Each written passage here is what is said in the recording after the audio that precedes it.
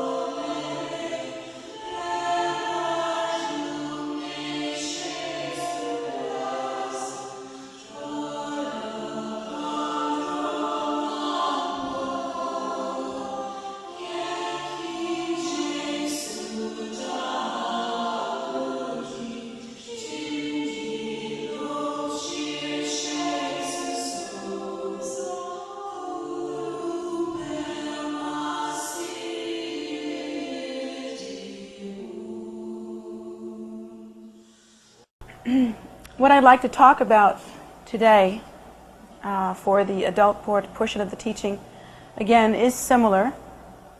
The subject is one of those universal subjects that applies to sentient beings of all ages and all types, and not only the human variety either.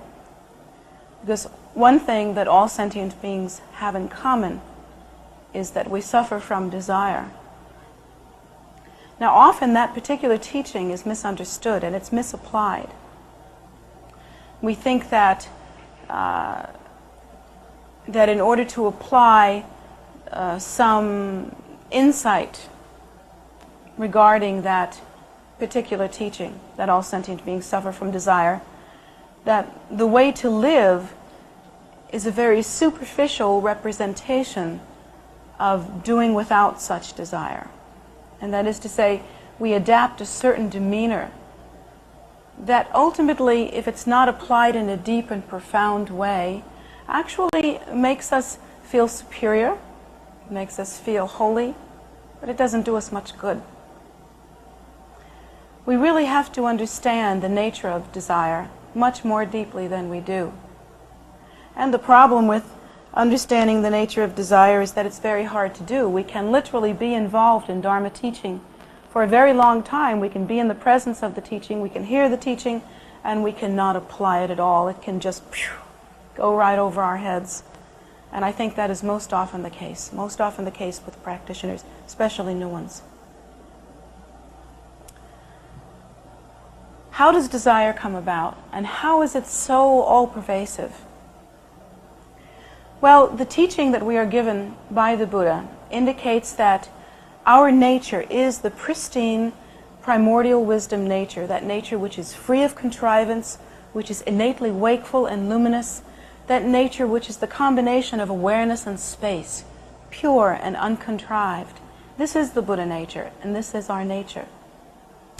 But somewhere along the line, and according to the Buddha's teaching, this happened a very long time ago, we assumed the identity or the idea of self. We assumed the concept of self-nature.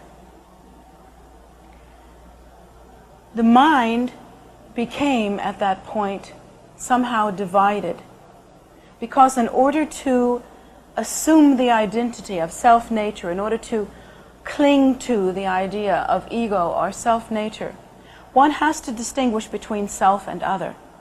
That is the way in which such an idea is formulated.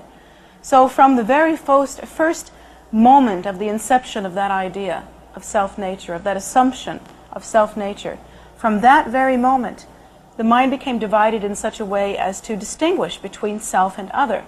Without the distinguishing between self and other, there is no way to conceptualize self. So that process has been going on for some time. The distinction between self and other constantly requires definition. That is to say, we must define the place at which self ceases and other finally begins. that distinction must be constantly defined, constantly focused on, so that in fact the consciousness of the mind becomes very tight, very contrived. Once that distinguishing line, if you will, is focused on, then one has to constantly reevaluate one's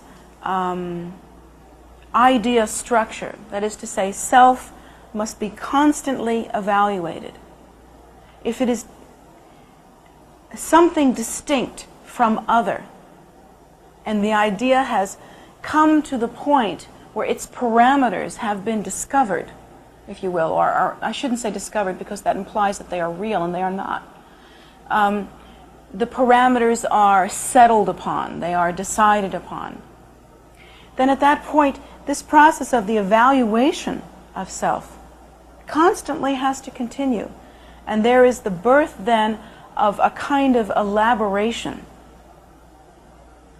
at that point, in which it isn't only the simple idea of some distinction between self and other, but the qualities of self, the size of self, the smell of self, the method of self, the appearance of self, the truth of self, all of these issues have to be elaborated upon continually. And that process of elaboration is very, very complicated, very complicated. And it becomes a process in which we become totally fixated.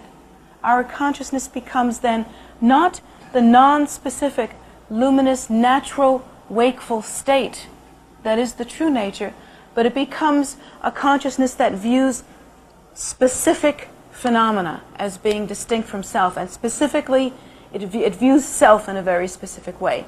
So that the view, the perception, the consciousness becomes very tight and very contrived. Due to the process of elaboration, we actually develop the continual tendency to not only distinguish between self and other, but to evaluate, as I've just described. And in that way, we automatically develop the habit of having either attraction or repulsion or neutrality toward all phenomena. There is not one piece of phenomena that we do not view with attraction or repulsion or neutrality. But the neutrality must be understood not as a peaceful, calm abiding, as would occur in the natural state. That neutrality is kind of like a bounce between attraction and repulsion, and one remains kind of balanced in that way, a neutral, kind of like this, you see? And that neutrality, however, is still specific.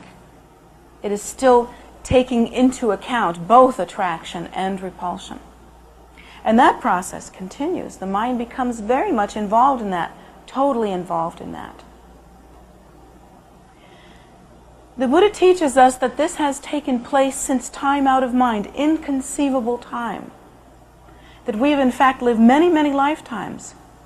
And what has occurred during all of that time are very profound habitual tendencies, strongly, deeply ingrained habitual tendencies. Among those tendencies, of course, is desire. The tendencies, the habitual tendencies that we develop are many. We develop the habit of perception just as we have established it, by viewing self as distinct from other. That becomes not only a natural tendency, but it becomes such a strongly, deeply ingrained habit, not only at that very simple level, but at a much more profound, more elaborate level, that the process of conceptualization surrounding those simple ideas becomes extremely deeply ingrained, extremely habitual. One has what we would call a compulsion concerning such perceptions. Accordingly, the Buddha teaches us that we never, in the state that we are in now, as sentient beings, ever have a natural, true, relaxed perception of the primordial wisdom nature. We have no taste of the nature, but instead we are deeply involved in the habit of self-perception, of the perception of other, and all of the elaborations and configurations that go with that. They are deeply ingrained. These deeply ingrained habits, lifetime after lifetime and life after lifetime, become more deeply ingrained than we can possibly imagine. Have any of you ever been addicted in any way to anything in cyclic existence, such as cigarettes, or alcohol, or difficult relationships? The women in the room go, difficult relationships. Certain personality habits. Have any of you become addicted to anything like that? Of course, we have all become addicted to something, sometime, something that is part of cyclic existence. Try to imagine that that particular addiction is only an addiction that has really taken form in the way that it is during the course of one lifetime, and you haven't even finished that lifetime yet. Many of you in this room are under the age of 65. So you haven't really had time to make a serious habit. You haven't had time to have a serious compulsion. You don't even know what addiction is yet. Because according to the Buddha, we have been involved in the process of compulsion and addiction and habitual tendency, not for one lifetime, but for lifetimes of an inconceivable length that stretch across an inconceivable length of time. Time out of mind, inconceivable time.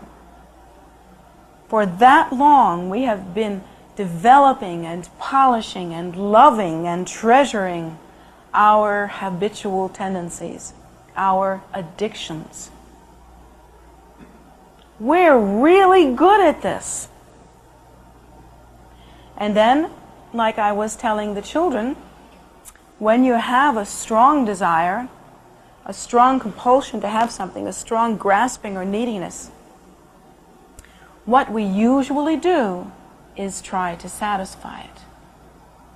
Try to satisfy it. And we say, oh, darn, I have desire. Better go satisfy it now. And of course, what does the satisfying it do? The satisfying it only increases the habit. It only makes it worse. The inflammation that we experience within our minds only becomes more profound. You cannot satisfy desire. You cannot. It will only get worse. Not only that, but you will drag into it other people with whom you try to satisfy that desire. Anyone else that you involve, should it be that kind of desire. It only increases and it never gets better that way. Now, the Buddha teaches us that there are ways to satisfy desire, but the problem is that nobody really wants to hear about that. Nobody really wants to get the big picture about this. The good news is there is a cure. The bad news is you're not going to like it. But you see, the problem is you don't like the disease either, because you're suffering. You really are suffering. And every time you get what you want, it either rusts, decays, goes bad, becomes frigid, whatever it is. It goes away. It never quite works for you, not for any length of time. You know, I was talking to my root guru last night. I was talking to Gyaltsen Rinpoche, and he was telling me of the faults of desire because we were talking about one of my students who's having a terrible problem with that. And he said, you know, the difficulty is like this. The difficulty is that the lie, the trick of cyclic existence is that it is possible, you see, to satisfy that desire for a short period of time. You can feel, for instance, in a sexual relationship, a kind of bliss, can't you? Short period of time. 5 minutes maybe. Right before someone belches or something. 5 minutes, whatever it is. Well, if you think about how long life is, it's a very, very short period of time in which you can satisfy yourself. You can feel a kind of bliss. You can feel a kind of, oh, this is it. This is what I've been waiting for. I've been needing this. I've been needing this. I've been needing this. And then you get it. And then it's gone. And he said, maybe you can make yourself happy for a few years. Maybe you can be happy for most of your lifetime. But the problem is, the length of life is like water rushing down a mountain. You look at water rushing down a mountain, it seems like it's been rushing down a mountain for millions of years. Seems like it's been there for thousands of years. How long has that water been rushing down the mountain? Long enough to make a big imprint in the mountain. Must be a long time that water's been rushing down the mountain.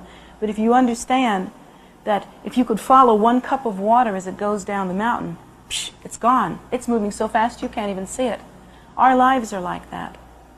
We experience continuum in a strange, diluted way, but in fact, if you've reached 40 yet, you know that this thing is happening remarkably fast. Haven't you noticed that? When I reached 40, I looked at it and I said, holy cow, I thought I was still a kid. I thought I was still growing up. What happened here? How can this be? How can it be that I'm not finished growing up yet and you got these things coming in here? How can that possibly be happening? But it is, it's like that. The trick of cyclic existence is that it's like a narcotic. It makes you think that you can control it, It makes you think that you can have what you want. Take the red pill, get the red solution. That's how we feel in cyclic existence. But it really is literally like a cup of water going down a mountain. It's gone. And then what you are left with is the habitual tendencies that you have cultivated during the course of your life. They will come to you in the next lifetime. And if you have been filled with desire and have only sought to solve your desire without thinking of the welfare of sentient beings, without thinking of any kind of real perception happening to you, and in your next lifetime you will experience exactly the same thing. Worse. Much worse. And so Rinpoche was saying that that isn't the answer. That can never be the answer. It can never be the answer to try to satisfy one's desire in that way. To cling to desire, to hold on to it, to think that that's what's happening, to think that all it's about is getting what you want and making yourself feel good. Do you know why you lust for that? Do you know why you want that? Do you know why you feel that craving? You feel that craving because you felt it before and before and before and again and again and again. And you have always thought only about yourself, and you have tried to satisfy it in that way, and you have developed the habitual tendency that is equal to that of an addict on dope. It's like that. And according to the Buddha's teaching, that is not the answer. It will never help, and you will never be free that way. One time I taught at an Alcoholics Anonymous workshop, and I really liked that because it was amazing to me how much like their system Buddhism really is. It's right down the line. It's the same thing. In AA they tell you, you have got to stop. There's no talking to, and you can't sit there with a bottle of liquor in your hand and talk to the thing, reason with it. You can't bluff your way through a bottle of liquor. You can't do that. You can't bluff on this. You either do it or you don't do it. And it's like that with the Buddha Dharma. The Buddha Dharma teaches us that we either practice renunciation, either in an outward way where we take the robes, or in an inward way in our hearts as lay people. But whatever it is, you cannot be doped by cyclic existence. You cannot take it into you as a real and viable solution. According to the Buddha's teaching, there is only one way to achieve happiness and relaxation of the mind, that relaxation that brings joy, and that is to practice in order to achieve enlightenment. We are really afflicted You know, from time to time I have had actual alcoholics and ex-drug users come to me and they say, I want to be a student here, but you don't know where I've been. You don't know. You just don't know. And I have to tell you, I just sort of roll my eyes. Oh. Because we are all addicts. We are all addicts. We are all addicted to cyclic existence. We are all in an uncontrollable, inflammatory frenzy. And the reason why we can't see our way through that is that we're still taking it in. We got our mouths open, we're eating it right and left. We are sucking it down. And so long as we are sucking it down, we are never going to be able to see that moment of sobriety called the precious awakened state. The natural state in which the mind is just as it is. The cure is very difficult. The cure means stop. You just stop. Just stop. Nobody wants to hear that, though, do they? Rinpoche was saying that we're kind of spoiled. Kind of spoiled. I had to roll my eyes when he said that because I know that he's meaning, you are spoiled rotten. We're spoiled because we think we can have it all. We think we can practice a little Buddhism here and call ourselves Buddhists. We think we can feel holy and spiritual. We think we can convince ourselves that we're practicing the spiritual life. And then we think we can have everything we want all at the same time. And he said also the problem is that pretty much here in America, sky's the limit. You can get what you want, you know? Or at least you can convince yourself that you want what you're getting. Whatever. I'm not sure which it is. Maybe it's the latter. What do you think? Have you ever been in a relationship where you convinced yourself that you wanted what you were getting? All the people that have been married for a while go, I don't mean it like that. You understand. But in truth, there is only one real happiness, and that happiness comes with the very cessation of desire. We have to be able to look truthfully at cause and effect relationships. That is the one aspect of spiritual practice that students do not wish to view. They don't wish to see it. We want to go into a wonderful, moving, heart-wrenching discourse, you know, as to how I wish to be spiritual. And how, in fact, I am living a spiritual life. I read spiritual books. And I think about spiritual things. No, I do. No, really, I do. I think about spiritual things. Can't you see? My eyes are rolled ever skyward. So I think about spiritual things, and I'm extremely holy.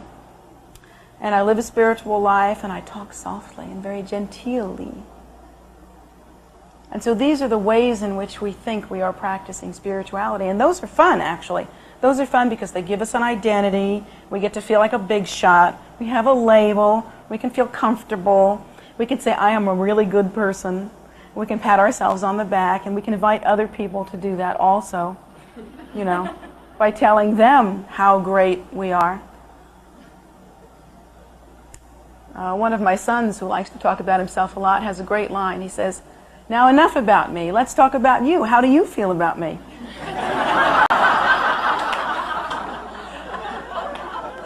We do that, don't we? I mean, about being spiritual.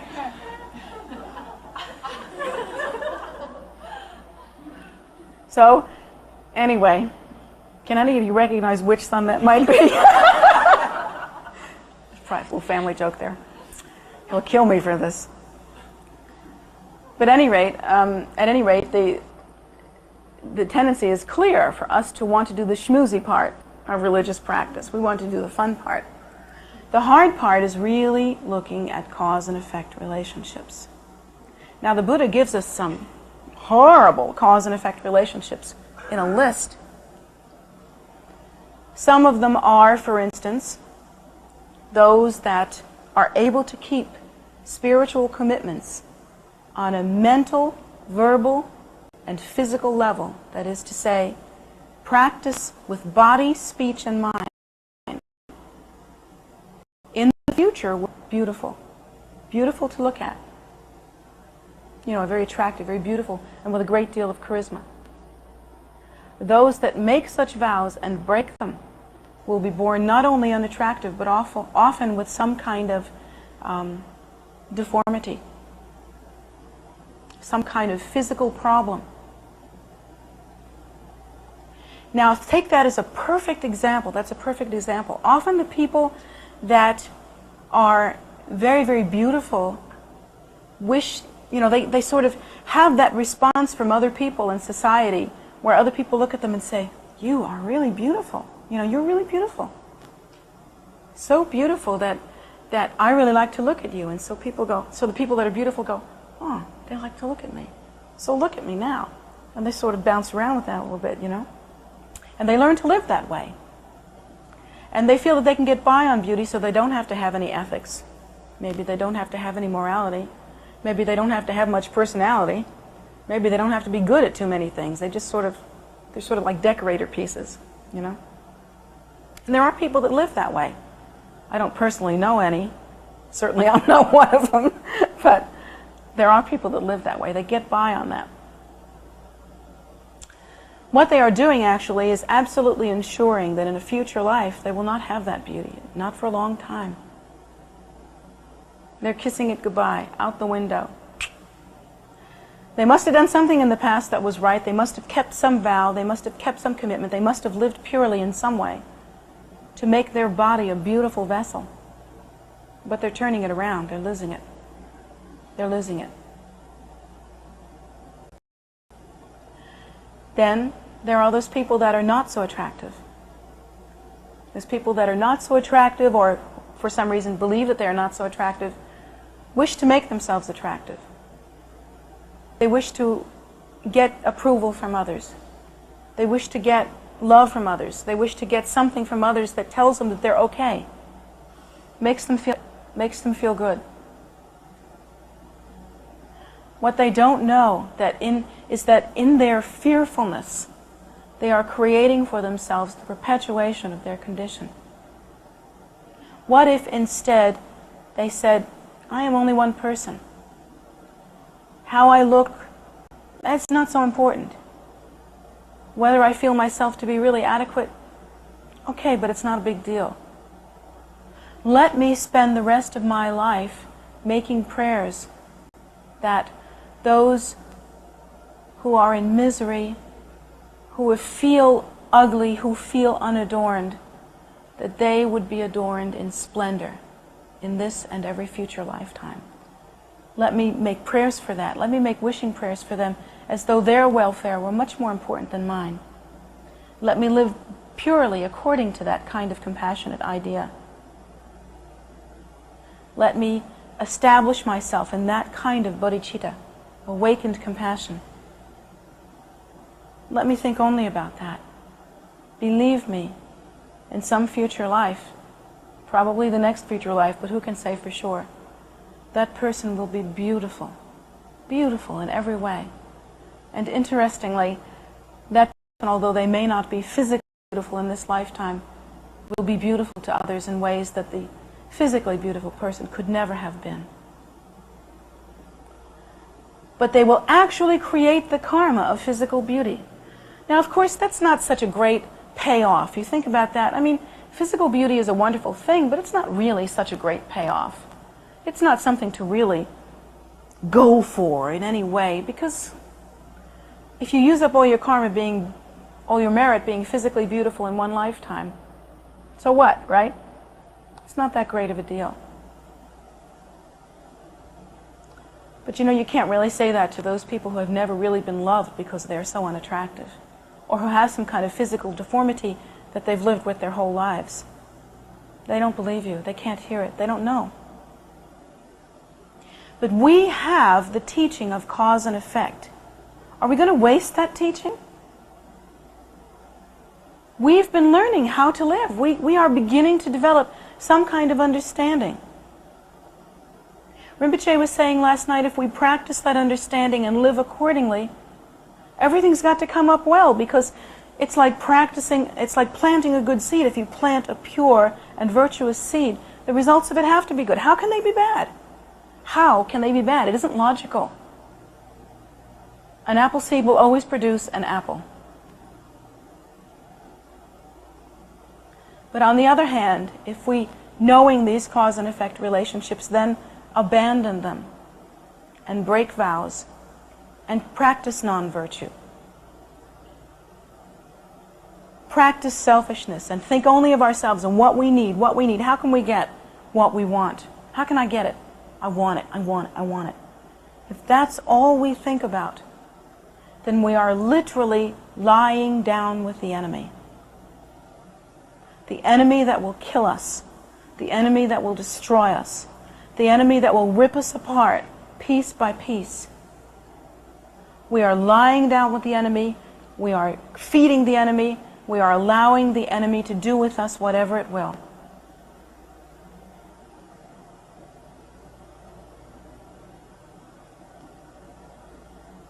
Our only true friend is our practice.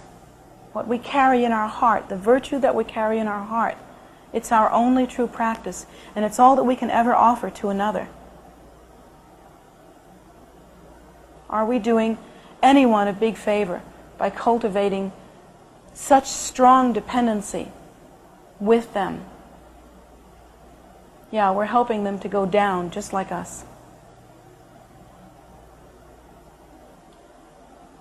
The Buddha teaches us that there is an antidote to desire. And that antidote must be practiced firmly and purely in the heart. And it is called renunciation. Now, on the Buddhist path, speaking specifically of the Buddhist path, there are many different ways that one can practice this. One can practice it as a lay person, walking around looking like a lay person and living as a lay person does, but practice it genuinely and truly in the heart. Or one can practice it as a monk or a nun. Most people, in fact, all of the people here who have chosen to practice as a monk or a nun really need to do so.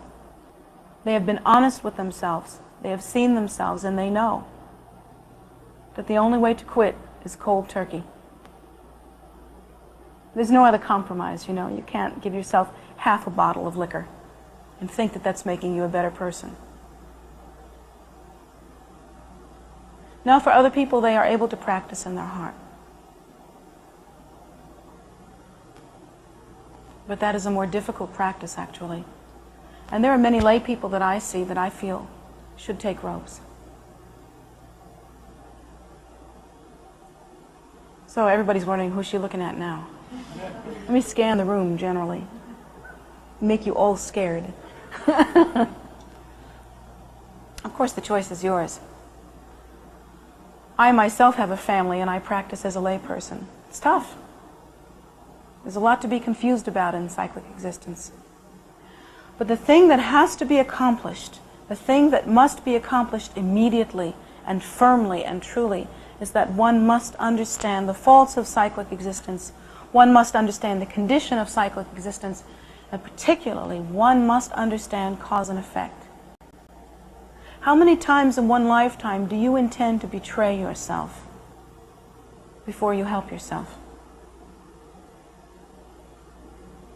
How many times, like a spoiled, drunken child, are you just going to say, I think I'll just have a little more?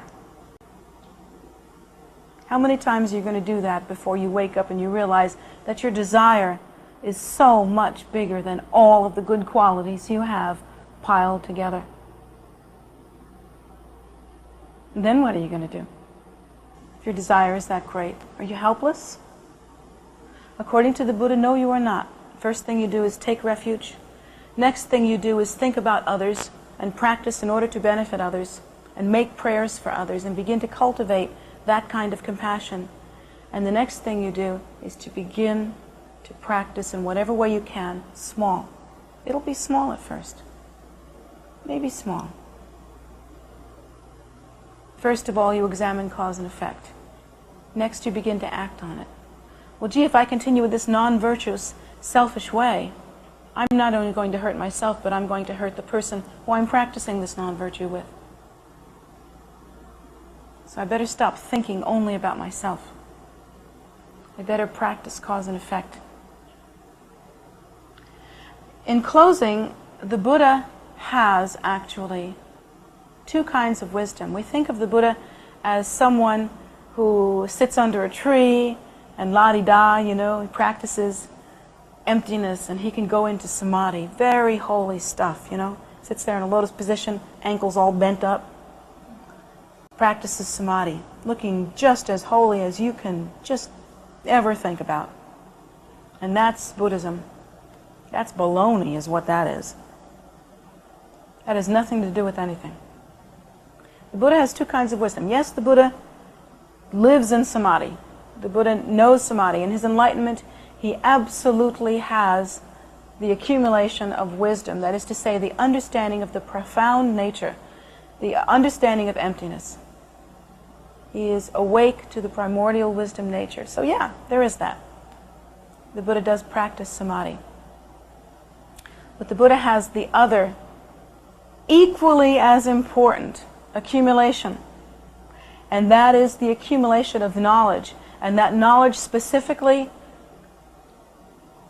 applies to the knowledge of cause and effect relationships. The Buddha is not a drooling idiot that can't catch a cab on his own. The Buddha, if he lived in this time, would be not only able to catch cabs, but would be able to tell you where that cab has been, where it's going, and every single piece of karma, cause and effect relationship that brought that cab driver to be the ugly son of a gun that he is today. That's what the Buddha could do. He knows every bit of cause and effect. He is absolutely competent in understanding the faults of cyclic existence, and therefore being able to teach others to alleviate their own suffering by extracting themselves from cyclic existence through the pacification of desire. This is what the Buddha knows. There is a definite competence that one has to adapt. It has to be an intelligent, thoughtful, deepened, commonsensical, eyes open, head up kind of competence that is a true spiritual awakening. It is half of what you need. When you begin to apply the teachings associated with the full knowledge of cause and effect relationships and how they interdependently arise, and when you begin to apply the antidote in a sensible way, then at that point you will have the result of enlightenment, because, hey, if you think about it, the Buddha nature is not something that you have to be real smart to make up. The Buddha nature is not something that you build because no one else has it and only you do. The Buddha nature isn't something that you can order by mail and pay lots of money for. The Buddha nature is simply the natural state. When you quit having the desire, that is the nature. The mind relaxes. Conceptual proliferation begins to abate. And naturally one becomes awakened to the purely wakeful state. Of course, it's not that simple. You not only pacify desire, but you practice in such a way as to antidote all of the habitual tendencies that you have been involved in since time out of mind. But like sobriety, there's only one way to get it. And that's to stop being an addict. Or at least, if you can't stop being an addict, and it is natural for all sentient beings to be addicts, then at least stop taking the drug of delusion. So heads up. Open your eyes. Get the big picture. You can't solve the problem by continuing it. The problem is solved by practicing renunciation, by stopping. For once, don't betray yourself. For once, do yourself a favor. For once, give yourself a break. And for goodness sake, try to understand that every time you become more and more lost in cyclic existence, you encourage to others to do the same. Nobody's in cyclic existence alone. We cannot practice desire all by ourselves. We are doing it in concert, together, in community. So for goodness sake, think about others as well. Live a spiritual life, but live it in such a way that you practice from the heart. With your eyes open, intelligently, apply the antidote.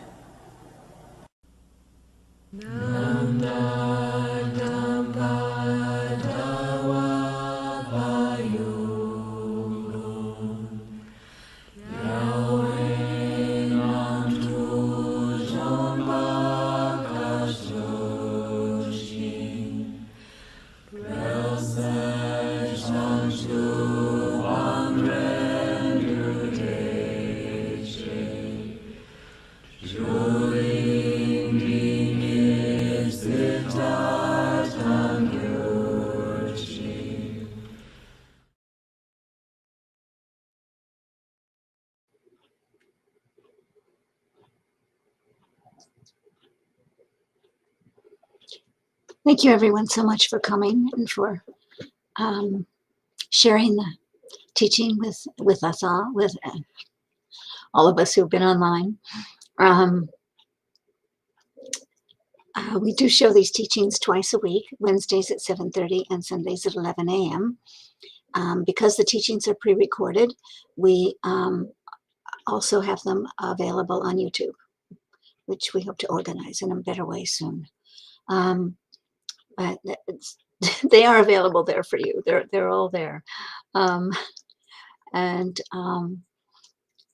can also join us for meditation on YouTube, Saturdays and Sundays at 10 a.m.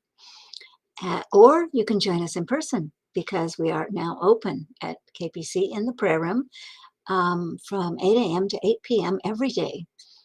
So that's available to you as well. You can come and not have to be outside only, although outside is very cool. But you can be both inside and outside, which is wonderful. So that's a piece that we are so happy about. And every time we see one of you come in, we're just jumping for joy. At least I am. I'll speak for myself here.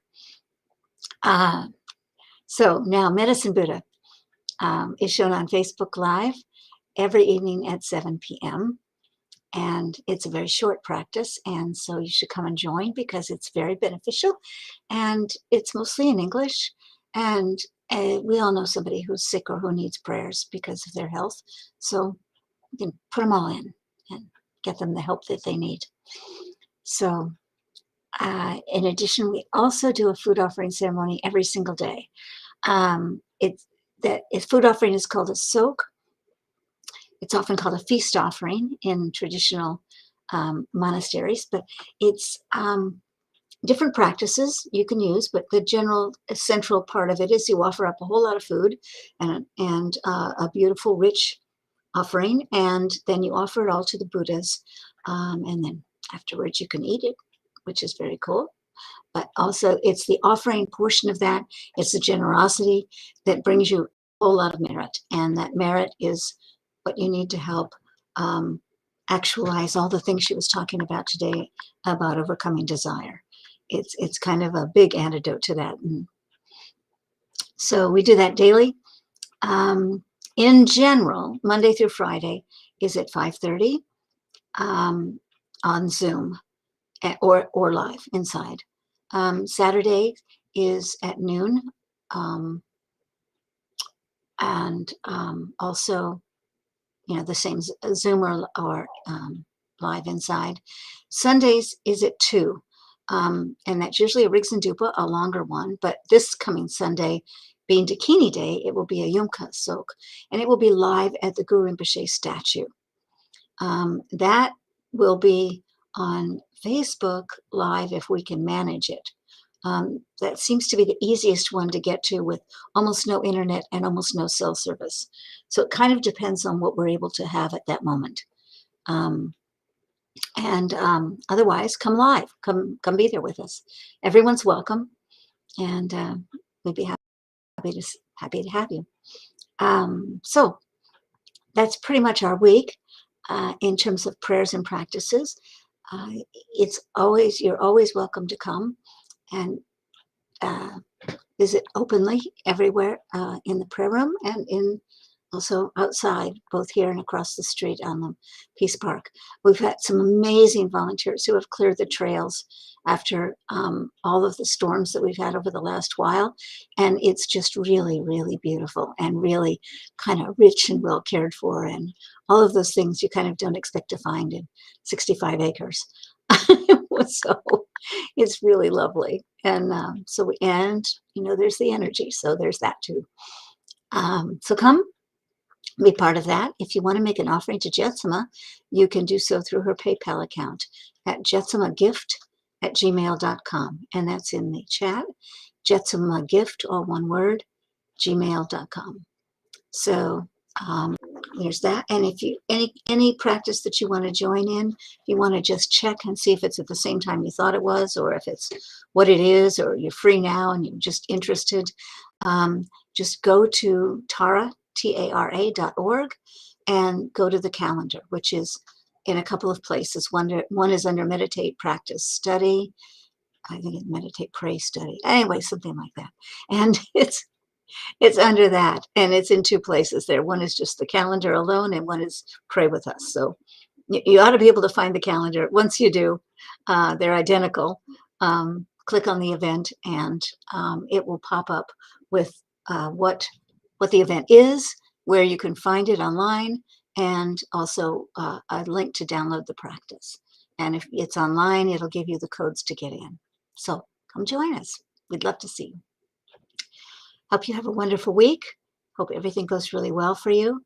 Don't forget, you can always go on tara.org and make prayer requests for anybody that you need, including yourself. Oh, by the way. So feel free to do that too. Take care.